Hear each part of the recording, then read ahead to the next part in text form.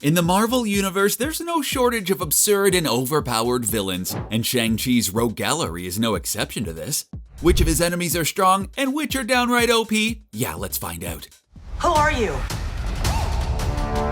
As is usual with most of Marvel Heroes' rogues galleries, it won't surprise you to know that Shang-Chi's enemies have a lot of crossover with other heroes. On this list of OP enemies, you'll see the usual suspects, such as Thanos and Doctor Doom, you know those guys. But there's some villains that I can almost guarantee you've never heard of if you aren't familiar with Shang-Chi.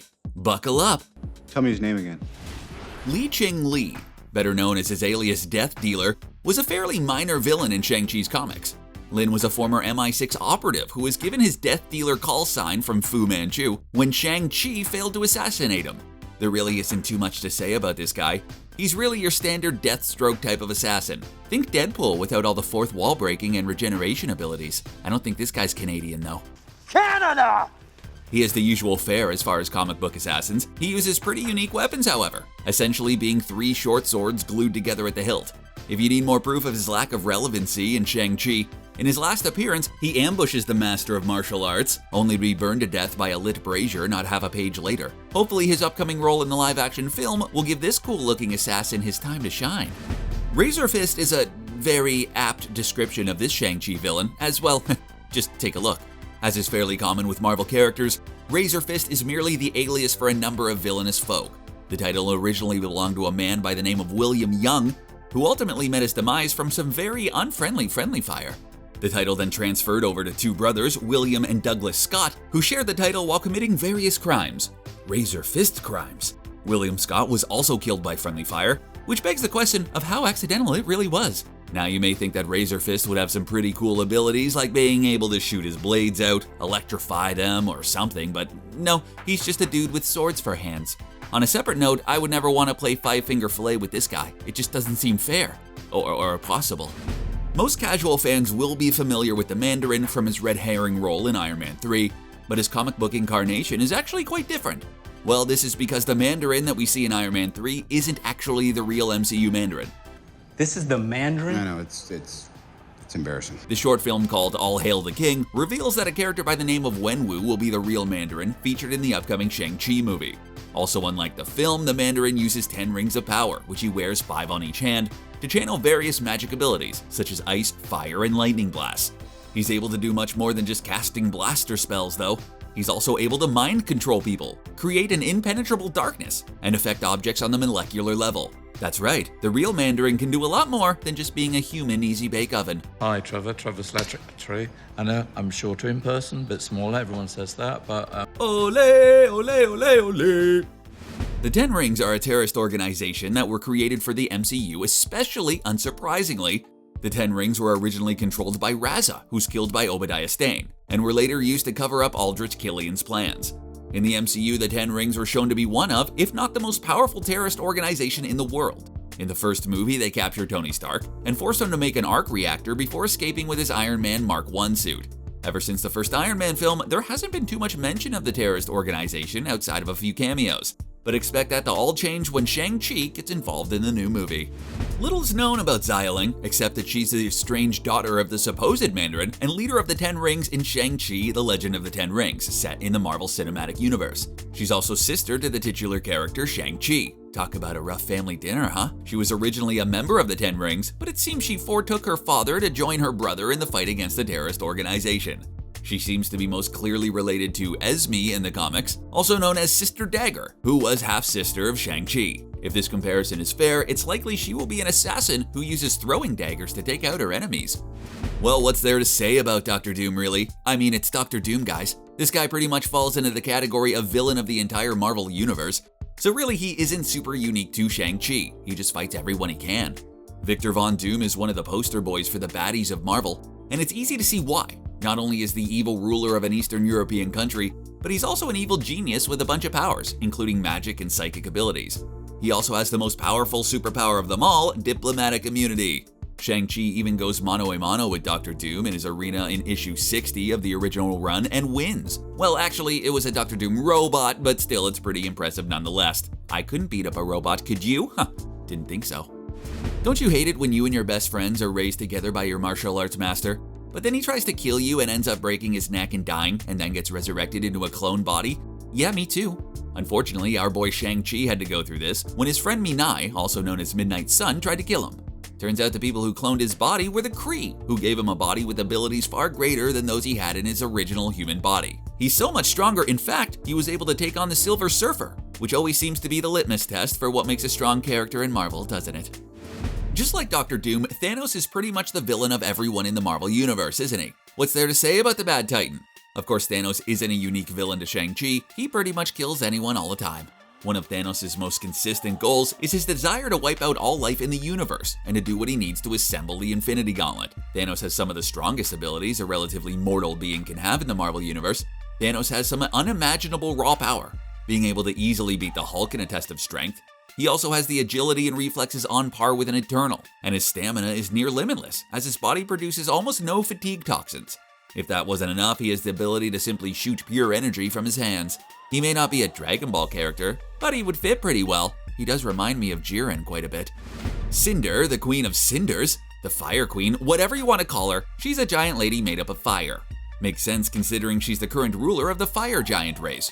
After Thor Odinson committed regicide on her father Surtur, she took the throne and continues to rule as the Queen of Cinders.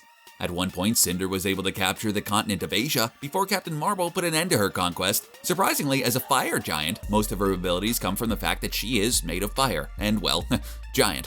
Sindr's so strong that she was able to kill Nidhogg with little effort. She can survive blows from Thor, and she's able to manipulate flames at will. Sindr is a recent addition to the Marvel Universe, but it'd be really cool to see her play an antagonist role in an upcoming film. Silver Samurai is a no-brainer villain for Shang-Chi to fight, given the Asian influence of the two characters. Is it a trope? Sure, but at least it fits more thematically for Shang-Chi than most random Marvel villains. The original Silver Samurai, known as Ken Harada, is a mutant who was taught in the ways of the samurai. He ended up working as a mercenary and fought Daredevil on his first assignment. The Silver Samurai has a bit of interesting abilities beyond being a highly skilled fighter. Most notably, Harada is able to form a tachyon field, which allows his katana to cut through just about anything. He's also a master of Kenjutsu, which allows him to use his katana nearly unparalleled. You see, while you were busy reading comic books and playing video games, Ken Harada was studying the blade. Hoo-yah! What happens when you crossbreed between Captain America and Skeletor? Well, I don't want to imagine what he'd really look like. But Taskmaster wouldn't be too far off, all things considered. Taskmaster is a very common enemy for a number of Marvel heroes, which is good for him because he has the innate ability to copy the fighting styles of nearly anyone. This ability comes from his photographic reflexes, which he employs to attempt to shut down his opponents during combat. Of course, it isn't perfect, and he has been able to duplicate a number of Marvel characters' style. Perhaps most notably Deadpool, who is apparently too random for even Taskmaster to understand. Sounds about right. All the dinosaurs feared the T-Rex. He was also lucky enough to get his hands on an experimental version of the Super Soldier Serum to increase his already impressive abilities. Apparently, they just leave that stuff lying around wherever. Everyone seems to get some of that Super Soldier Serum nowadays. If you had the chance to take the serum, would you do it? Hells yeah. Tombstone is an interesting case. Mostly because he may look like a nearly translucent red skull, he's actually just albino. Because apparently albinism changes your bone structure. Never change, Marvel, never change. Tombstone, also known as Lonnie Lincoln, spent much of his life rising up the criminal underworld, eventually becoming one of the crime bosses that Kingpin would assemble. This marvelous-looking mountain of a marbled man is an impressive combatant, and a constant thorn in the side of Daredevil and Spider-Man. He has access to some staggering strength, being able to lift at least 6 tons. He's also nigh destructible, being able to withstand bullets and extreme temperatures of over 1200 degrees without flinching. Plus, he can do extreme physical activity for hours before tiring. So good luck wearing Tombstone down. He says that his skin is as hard as diamonds, but that can't be true, right? An incredibly impressive martial artist versus an eldritch god of darkness, who would win?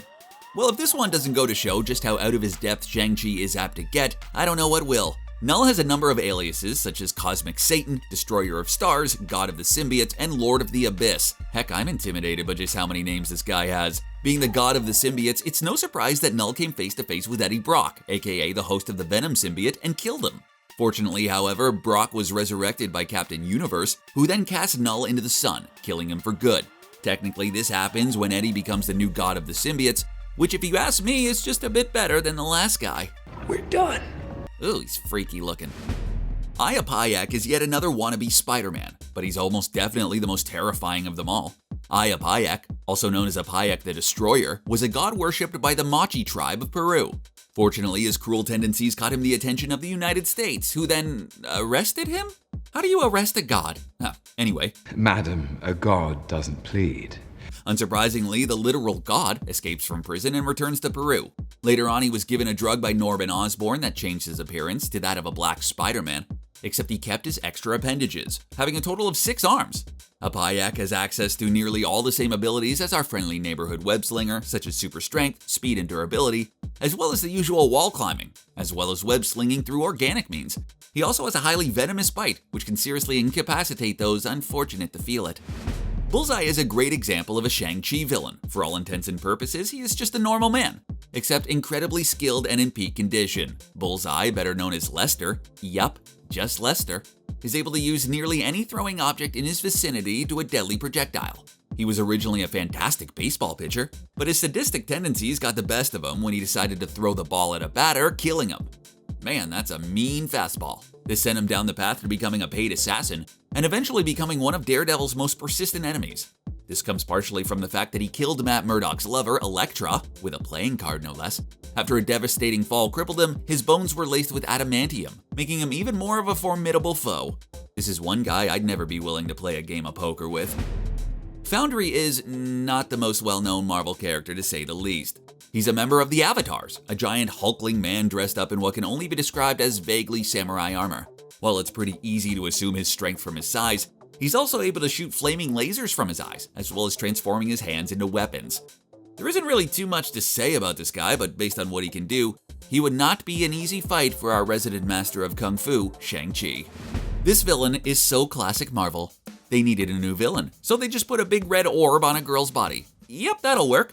Ruby Thursday, whose name bears a striking resemblance to an American restaurant chain, ironically is a part of a group called the Headmen. While her head is a bit unusual, to say the least, it doesn't seem to impede her in any meaningful way. In fact, her biomechanical head gives her many abilities that some would see as unnatural. She's able to extend the 8 tentacles out of her head, which can be used to restrict her victims, to form bladed or blunt weapons for more direct attacks, and she can also transform her head at will, even taking on the appearance of a normal-looking woman. And of course, she can shoot energy out of her cue ball head because, hey, why not? Shadow Striker is one of Shang-Chi's most persistent enemies, being Fu Manchu's favorite assassin in the clan. Upon first look at Shadow Stalker, you may do a double take. No, that's not Goro from Mortal Kombat. How do I know? Well, look, only 2 arms. That's really the only difference. Also, the medieval flail ponytail, those things are a dead giveaway. While he is ultimately bested by Shang-Chi in combat, his ponytail flail and unorthodox style gave the Master of Kung Fu a really hard time. Fortunately for Shang-Chi, Shadow Stalker is pretty hot-headed and not the most intelligent guy around, so he's able to outsmart him during their fight. I know he's a martial artist and all, but how does the spiked bald ponytail not cause more issues? I just can't get over it. In the upcoming Shang-Chi movie, Abomination is one of the few enemies we know for certain will be featured. And for good reason. Abomination is one of the Hulk's greatest adversaries, and a constant thorn in his gamma-irradiated sides. Abomination is quite simply an abomination in comparison to the Hulk. Emil Blonsky found out what more negative aspects of gamma radiations were when he got an even greater dose of it than Bruce Banner did originally. Unlike Banner, Blonsky's able to retain his intelligence as Abomination, but unfortunately for him, also unlike Banner, he's unable to return to his human form. Abomination features mostly the same abilities as the Hulk, but further enhanced due to his gamma irradiation being more significant. Banner, you want a piece? No, not really, but when do I ever get what I want? That's right. It looks like Wong will be fighting the Abomination in the upcoming film. Can he subdue the giant berserker? I can't wait to find out. Did he get his tuna melt? I can't wait. If there's one thing Marvel needs more of, it's dragons. Well, Fang Foom is here to fill that role. Being a huge dragon, it seems like a likely antagonist for the Master of Kung Fu in the upcoming film. Technically, Fang Foom isn't a dragon in the traditional sense. He's actually a Makluan, a shape-shifting alien from the planet Kakaranthara. He was an unusually violent member of his race, deciding to leave the peace of his homeworld in order to conquer other planets. While he can't breathe fire on his own, he can take in energy and expel it from his mouth, as he once did with a cache of nukes. Aside from his previously mentioned shape-shifting ability, Fang Foom is also unimaginably strong and incredibly durable, due in part to his scaly body. I think Shang-Chi may need some Pym particles if he wants to take on this dragon mimic. Well, there it is, 20 villains from Shang-Chi's Rogue Gallery. Which one do you think will make an appearance in the upcoming film? We already know a few for sure, like Abomination and Death Dealer. Stay tuned to CBR for all the Shang-Chi news you could ever want.